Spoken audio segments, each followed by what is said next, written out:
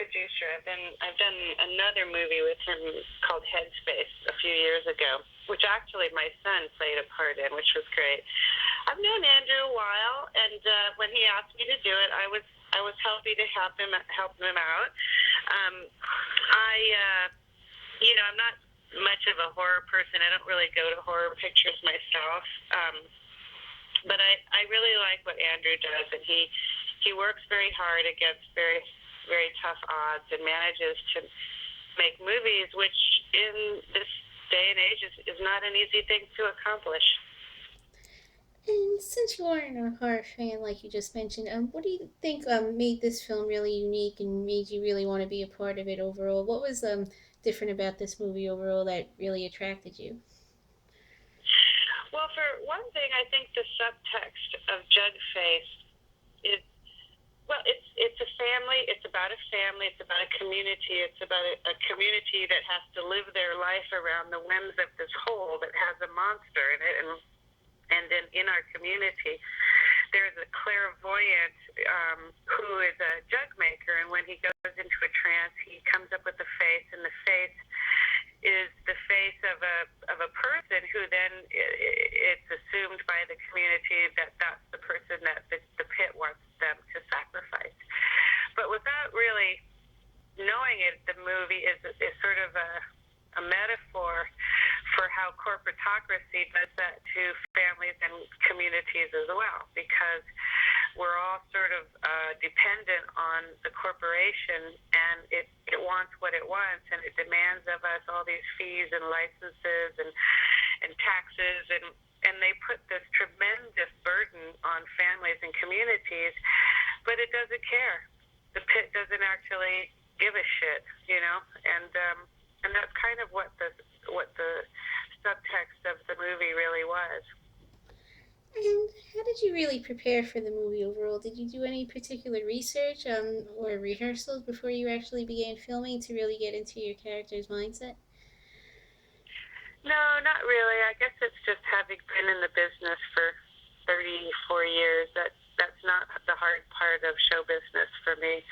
The acting is the really easy part, and it's actually the fun part. And a lot of the people on the movie were veteran actors like myself, and what was unique about this movie was Lauren Ashley Carter was the lead, and she did a wonderful job. And I had worked with Daniel Monchi before in the movie that Andrew did several years before called Headspace. So it was really great to see the younger Generation X, make a movie for not a lot of money and make it a success. And speaking of Lauren, she plays Ada in the film, the main character. So, what was it like working with her on the set overall, and what was your working relationship with her like on the set?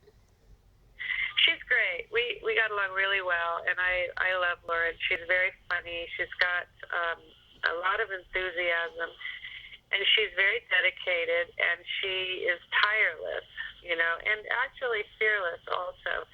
It was very easy, in fact, because she was very respectful of me as well, and told me lots of stories about her experiences and getting into the business and working hard as an up and comer.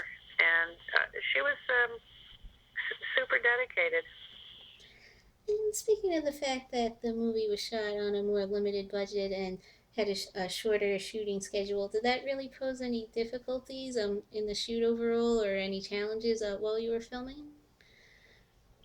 Yeah, we were all very aware of that before we signed on because we're all big fans of Andrew.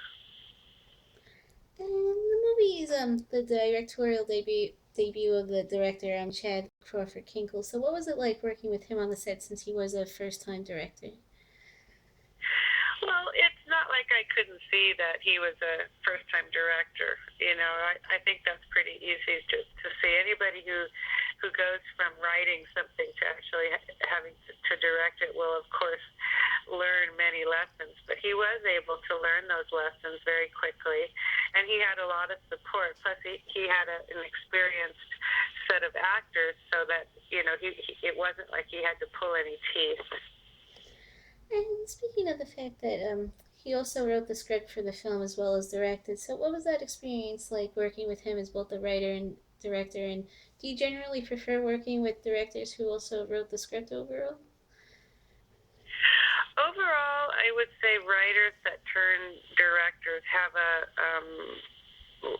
less of a chance of being a good director. But in Chad's case, he I think has always wanted to be a director and basically wrote so that he could create that opportunity for himself. Generally, writers live in isolation so much of the time that the transition from being in isolation to being surrounded by a whole group on a movie set is usually more difficult for them. And the movie is available on VOD and is also having a theatrical release as well. So, are you generally a fan of watching movies on VOD? And do you think that that platform is really going to be helpful, like in the near future, for like smaller independent movies like this one? Well, I do think it's the wave of the future, and I think the battle now is kind of between Netflix and video on demand and the internet in general, which is trying to figure out in terms of the movie business how it can make money. You know what the new model will be, because the old model is almost dead. I mean, there's a small group of people doing movies the old-fashioned way, but that's a very elite, segregated group. And the movie premiered at this year's Slamdance Film Festival. So, were you able to attend the screening there? And have you received any kind of like response from audiences who did see the movie when it premiered there? People liked it. You know, that's I went to one screening there, the opening screening, and people liked it a lot.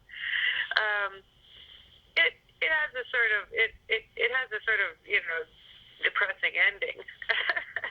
So of course some people didn't like that, but I think the movie says something more than just a horror picture. It actually has a message, and like I was saying earlier, that message is the subtext of the picture is how the government and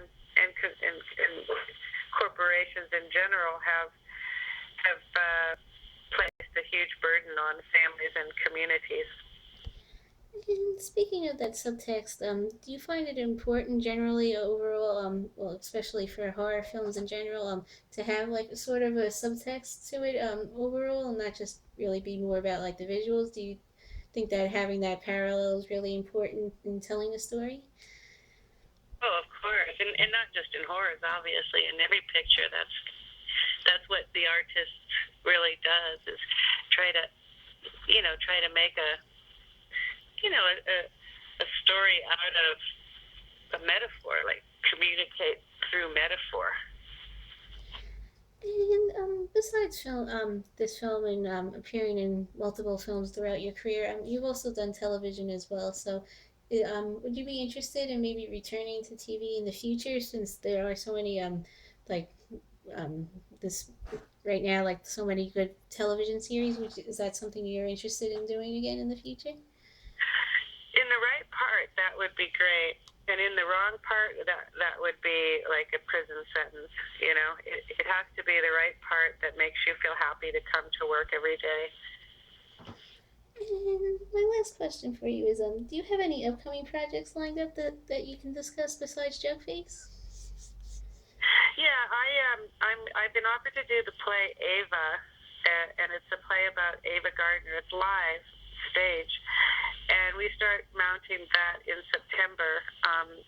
The person, the author who wrote it, Edward Epstein, he worked with Ava Gardner towards the end of her life, and when I read it, I could just completely identify with her, and it's got lots of humor, and it's quite a challenging piece, and the people who are producing it are very excited about it, along with me. I'm very excited about it too.